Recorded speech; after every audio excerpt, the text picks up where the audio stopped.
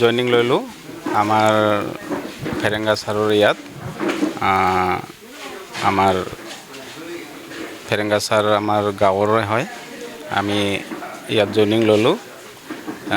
আমাৰ ক'ব লগা এইখিনিয়ে আৰু বিশেষ নকওঁ, ইমানে আৰু।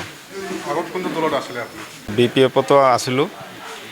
এইবাৰ আমি আৰু UPFLতে জইন ল'লোঁ আজিৰ পৰা।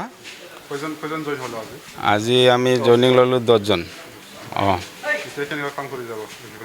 এতিয়া দলৰ কাৰণে আমি যিখিনি পাৰোঁ মানে কাম কৰি যাম। আমাৰ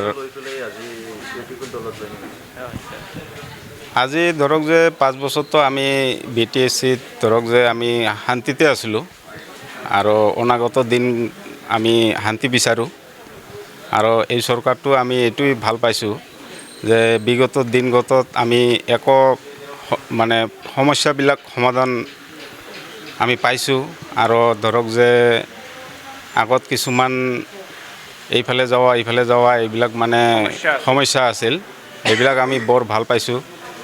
ভাল চৰকাৰ চলিছিল 5 বছৰখন, এইটো চাই আমি মানে ইয়াত জইনিং ল'লোঁ আৰু।